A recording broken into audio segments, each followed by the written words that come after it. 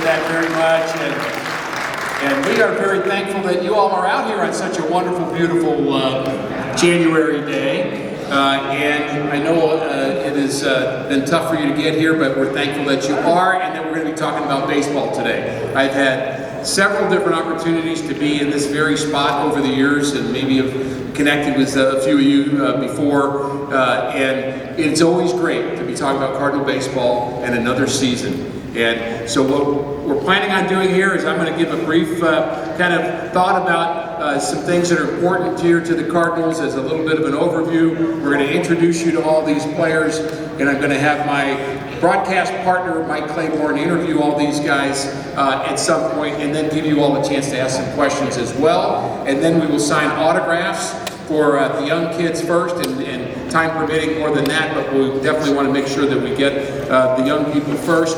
A couple of announcements that I do need to make before I get into a look at 2023 and then 2024. And we won't spend much time on 2023, but the season was a little bit rough, but really some great moments in the midst of that. But I do want to thank some people and organizations that really helped make this caravan possible. I want to thank the Missouri Farm Bureau Insurance and also Dan for being such a good host for us and inviting us every time into his office and telling us great stories about people that have played here in Springfield and moved on to play in the big leagues. Brian Tyndall, the Cardinals radio affiliates. Also want to thank them, Mercy Hospital Foundation Springfield, and most importantly, each one of you for being here.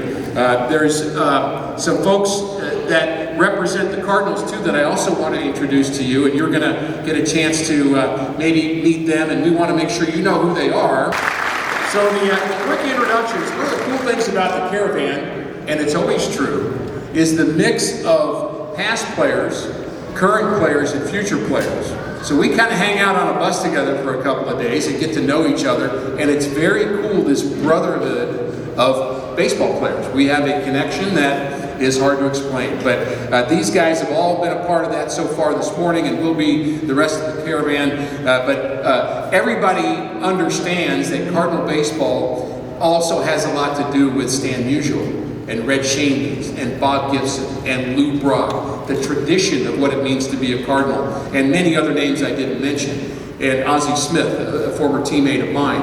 You know, it is a rich tradition team that cares about winning, and the commitment is to do that going forward. So let me introduce these guys up here, and I mentioned some past players. The guy to my far right is coaching in the minor leagues with the Cardinals. He's coaching base running, outfield play, and hitting is something he did extraordinarily well at the big league level. Not that he didn't do the other things well, but in 2008, he was a National League All-Star, and he hit over 30 home runs, drove in over 100 runs, and he had a 12-year big league career. Please welcome Ryan Ludwig.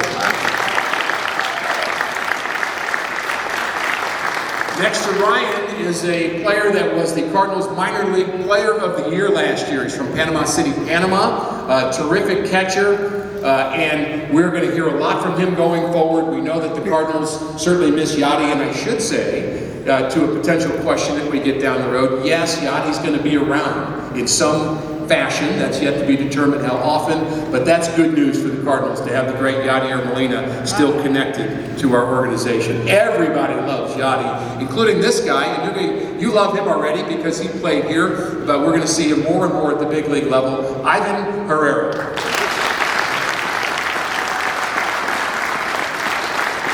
The next player is a guy that all he does is hit. He can flat out hit. He's a professional hitter in every sense of the word. He has an incredible ability to understand the strike zone. He's a guy that can play a lot of positions. You know, it's one thing when you say a utility guy can play a lot of positions. I want to know, can he play them well? I mean, you can play them. You can stand out there in the outfield. You can stand at second base. You can stand at third base. But this guy was a Gold Glover in 2022, and we're happy that he's a Cardinal. Brendan Donovan. You heard about our pitcher of the year, Max Ratchet, right? I got it right? We've been practicing all night, ladies and gentlemen. This is your first caravan. This is your first tour stop so far. What do you think? It's awesome. I mean, I've heard nothing but great things about the fans, Cardinals Nation, and you guys showed up, and you guys are great. Looking forward to spring training? Oh yeah, It's here. I know it's coming up. It's coming up. I'm very excited to learn from all the big leaguers and learn from everyone, all the coaches and all the staff, and can't wait. He's the future of the Cardinals, ladies and gentlemen, Max Ratchet. Another newcomer. You got him in a trade for Tyler O'Neill, and man, as you all know, our bullpen needed some help last year. He's going to help us out a great deal. When you first found out you were getting traded, Nick Robertson, what did you hear about the Cardinal organization? Nothing but great things. You know, there's only a couple Cardinals fans were in front of them in Virginia, but they're really bragging on everybody else that's around here and coming to the games all the time. So really excited to see it for myself. Now, you pitched here in Springfield for the opposition. Didn't go so well. Yeah, I had a couple rough outings. One week had 2 walk-off home runs in a row. So. Well, you got it out of your system and you moved on. I bet you shut everybody down after that. Welcome to St. Louis. Let's have some fun this year. Sounds good. Thank you. All right, Nick Robertson, ladies and gentlemen. We'll come back to Ricky Boy. When this guy first broke in, I said he's a ball player. And for so many reasons, you know about all the positions he plays. He carries himself like a pro. And when he's healthy and ready to go, we're a much better ball club. First of all, how's the elbow? I know that's been the main question. You have 2 questions people ask you. How's the elbow? And what position do you like most? So I'm going to save that one for later. So how's the elbow? Yeah, it's good. So I'm down in Jupiter, Florida. I got a great team down there. We're rehabbing. About 2 weeks left in my program, throwing wise. I'm full go hitting, throwing at 150 feet, go to 165 starting on Monday. I feel good. You know, the process is a bit of a learning process. If you can avoid a surgery, I would avoid it. But so it was good. You know, I learned a lot about my body and I'm ready to go. Be ready for spring training. Obviously, last year wasn't the year we'd hoped for. When you got hurt and you got shut down, what did you learn about yourself and about the game from when you had a chance to sit for so long?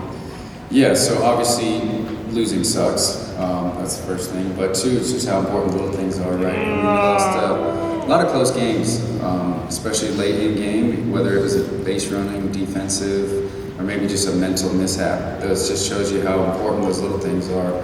And for me, being a bystander, it's like I need to get healthy. I want to be back out there, and kind of the motivation going into the season. I'm looking forward to you having a whole lot of fun this year. Brendan Donovan, ladies and gentlemen. We've seen Ivan Herrera a little bit over the last couple of years, but you're here to stay this year in 2024. Do you set goals for yourself at this point, or do you just want to just show and be better than you were yesterday? I mean, I always say my goals. I'm trying to be better every day, better than yesterday. I think that's what got me to this point. I'm never satisfied for anything I did, and keep working to get better. You know this pitching staff a little bit. You caught some of the guys. Who are you looking forward to catching this year? I would like to catch Gray. I don't know him, never saw him pitching really, but I heard great things about him. Just excited to catch him this year.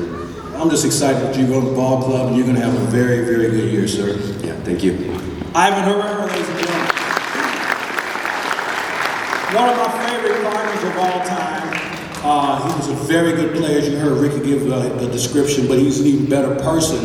And now you're coaching. So my first question to you is, how much has the game changed from when you broke in to now you teach kids how to play this game? Well, I think obviously there's a lot more information now. With TrackMan and Rapsodo and Hawkeye, we can see things on a computer screen or on paper that we couldn't see before. And these guys are able to get more information and see where they're not doing well and where they're doing really well. And back when we played, it was more video. You watched a lot of video and you got your advantage by as you're tipping a pitch or. I wasn't a big guy who looked at my swing. I was always looking at the pitcher and what his repertoire was and how I was going to attack his repertoire as opposed to thinking about getting my A+ swing off in certain areas. But now these guys can get information on pitchers and they know exactly what that ball is going to look like. If it's going to have ride, or they call it hop, or how much sink or vertical movement there is to the pitch and the exact velo. So I think that the coolest part for me is, this guy here and this guy here. They're, I've known them forever, and seeing these guys get to the big leagues, and that's the best part about being a coach. Just seeing the guys, prosper and have success and live the dream, right? Like, I mean, I look at all these kids around here with bats and balls in their hands, and they have that same dream, and to be able to grow up and see these guys do it is, it's pretty cool. And now they're in the big leagues, they can take you to dinner. You think? I don't know if they'll take me to dinner. I will, don't worry about But they should. it. Ryan Lovett, ladies and gentlemen. Ricky? Thank you, Mike. Mike, I'm going to ask you to take that microphone out amongst our wonderful friends here in Springfield, and we're going to give you all a chance to ask some questions. Dave Lanham. Your question? I have one for Ryan, if I could. Ryan, I just wanted to follow up on Mike's question about how the game has changed. And I'm thinking specifically about how it seems like there's more of a power game, power hitting, power pitching. For example, in 1983 or 82, the Cardinals only hit 67 home runs as a team, and they were world champions. And it seems like, of course, back then there was a lot of small ball. And so my question is, do you think that the game is continuing to go toward power pitching and power hitting, and that small ball is just kind of out the window, or just what your thoughts are on that? Thank you. No, thank you. So when I look at the game, I think I'm kind of a historian. I'll go back to like Babe Ruth days, right? Like the game has evolved, right? And if you see the way these guys work compared to, no offense, the way we worked, their routine and their regimen as far as lifting and their diet and their sleep patterns are completely different than when we grew up, right? Like, so bigger, faster, stronger, and that's the way the game's kind of always trended. And it doesn't matter what sport you're in, but that's the way it is, right? You look at LeBron James, you can compare him to Michael Jordan, but he's not Wilt Chamberlain, right? Like everything evolves, and then I think the small part of the game you're talking about, I think that's evolved too, right? Like you look at the game and the rules changes, right? Like now the bases are bigger. Now you can only pick off twice. So if you look at stolen bases last year, they went way up, right? So I think we're trying to get the small ball involved more. Stealing bases. That if you look back 2 years ago, people weren't stealing bases because the percentages weren't in your favor. Now, the percentages are going up, so people are stealing more bases. They were actually just talking about on MLB TV the other day about how people need to run more. So now the bunting, I think that's you talk small ball there. If you look at the percentages, the home run or the double outplays the bunt. We'll take our chances at the big hit. Now, with that being said, I still think if it's the 9th inning and we're in Game 7 of the World Series and it's a tie ball game, you have a runner on second, and I have Brendan Donovan at the plate, I know I can give him the bunt sign, I know he's going to get it done, and now we have a runner on third in a real key situation. But you don't see the early bunts like you used to back in the day, and I honestly don't think that will ever come back with the power and speed we have now. So yeah, but it's always going to evolve. We look at this game 20 years from now, it's going to be a different game. Look at pitchers now; they all throw 99 miles per hour. It feels like. When I played, it's average fastball was like 93.2. Now it's 96 miles per hour. So yeah, bigger, faster, stronger. Sorry if I took too long on that answer. All right, sir, what's your name? Dylan? Oh, sorry. I hate to ask this after that amazing answer from Ryan, but Brendan, what do you do to have the best hair in baseball? Well, thank you. First off, Is that official? Is that an official title or something? I haven't claimed it, but I might. Luddy and I were actually talking on the bus, and he has a little bit more wisdom than me, so that's why he has the grays. But he's still rocking pretty strong. Best hair in baseball, I will absolutely take that title if you're handing it out, but I think it's a genetic thing. It's also, I do not like haircuts. Funny thing, I actually grew up in a military family, and growing up I always had short hair. And then when I got into high school, I told my dad, I was like, I want to grow my hair out. He's like, you want to do what? I was like, I want to grow my hair out, because I was like, I'm playing shortstop. I was like, maybe it'll help me find my inner Brandon Crawford. It didn't work, but I moved to third base shortly after. But I was like, well, he's like, all right, keep your grades up, stay out of trouble, be nice to your mother, and you can grow your hair out. And I've kind of had it since. So it gets annoying sometimes. That's why I'm wearing a hat right now, and it's also freezing here. But that's my story. That's why I have long hair, but I probably have to give it to my mom, genetics. All right, we have another gentleman here. What's your name, sir? Caravan. And what's your question? Brendan, what is your most memorable game? My most memorable game. I mean, easy answer would probably be my debut. But personally, I was on second base at Dodger Stadium, and Albert hit his 700th homer, and I was the first one to score. I mean, my thought process in that situation was, I think I have the best seat in the house, the best view, maybe besides the catcher. That's probably pretty cool. But I was like, make sure I hit every base, because I'm not going to be the reason why this doesn't count. When I touch home, like look over my shoulders, make sure nobody else is coming in. I was like, I'm the first one that scored, so surely I get the first hug, right? But I was like, I don't want to steal this moment from Yadi. I was like, I don't see him. I was like, all right, cool, I'll get the first hug. And he comes, touches home, and he looks at me, he goes like this, and then sprints to the backstop, and like double high fives Adrian Beltre, nearly rips the back net down. And then he's running at me, and I was like, he's coming at me. And I got the strongest, most exhilarating bear hug one can imagine. And that might be my most favorite moment. That's great. That's terrific. All right. We have another gentleman. What's your name, sir? My name is Brock Kelly. And your question? This is for Nick Robertson. I live in Tulsa, so I saw you pitch for the Drillers probably. But I saw that you added a sweeper to your repertoire, and I want to know where you got it from Boston or the Dodgers. So I initially learned it when I was with the Dodgers and started throwing it, and it was working pretty well. But then after about a week or so of throwing it, I just couldn't throw it for a strike anymore. So I was like, all right, restart over. And then when I got to the Red Sox, they were the ones that helped me with the one that I'm currently throwing, and have helped me get it pretty consistent. So. All right. Hello, sir. What's your question? Gus. Gus, what do you have? This is for Donovan. How many bases have you played? Positions. Bases, like I played How many positions? Positions.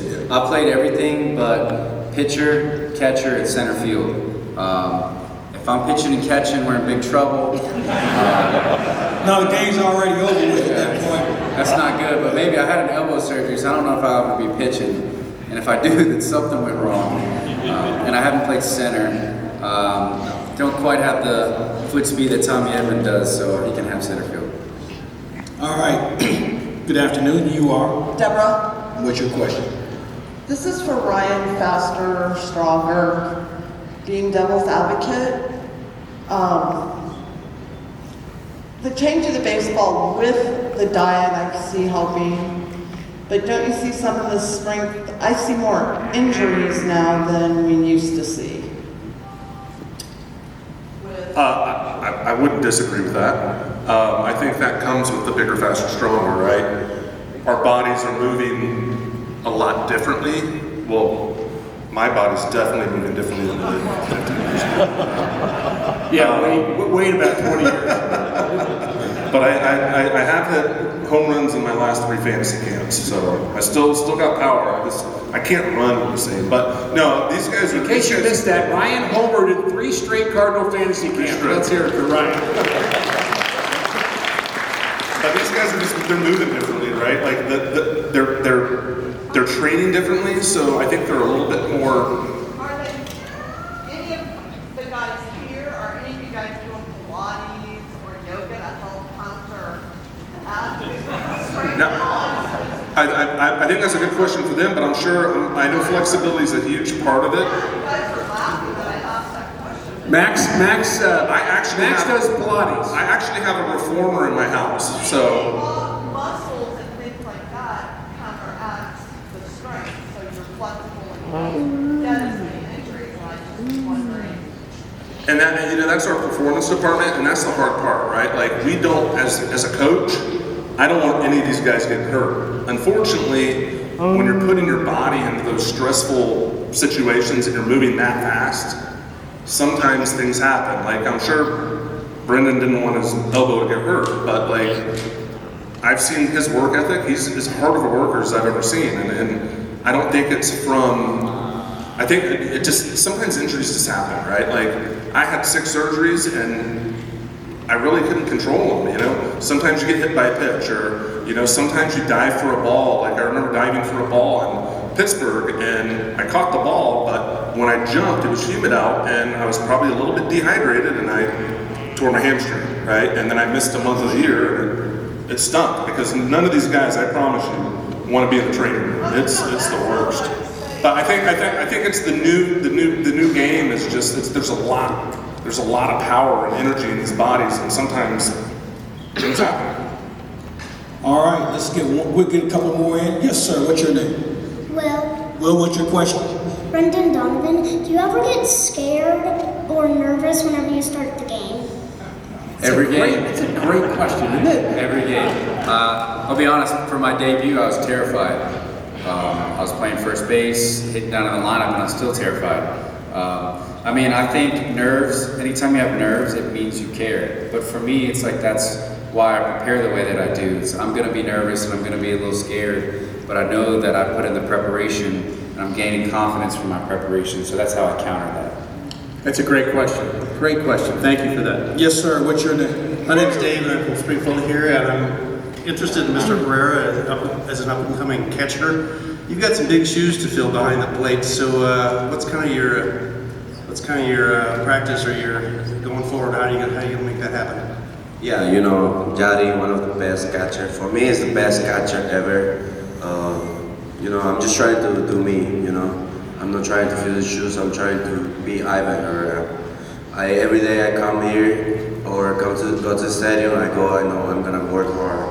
I know I'm gonna do everything I need to do to improve and help the team win. So basically, it's like trying to be a good teammate, help others, and trying to be a good example. Last question, and you are, sir. Lucas. Lucas, what's your question? Brandon, what was your favorite position? Favorite position? Honestly, it just depends on the day. Last year, my arm wasn't hurting. It was left field or second base. And when my arm was hurting, it was probably first base. So it just depends on the day. I get reps and preparation, video, reps, angles, everything at every position just to be prepared. So I don't particularly have a favorite. I guess the best way to put it is I'm comfortable being uncomfortable. That's just the utility role, but yeah, no favorite. I have one last question for Max, and it's a short answer question. You already learned that and thank you for all your questions, by the way. They're terrific questions. You already learned that Max does Pilates, which I didn't know. But Max, short answer, what have you seen for the first time ever today in Springfield? Snow. Get some Cali. So he is thankful to Springfield, and he is very hopeful that when he gets here, and who knows when it'll be, whenever that is, that you won't have snow once the season actually starts. But how about a round of applause for each one of these guys?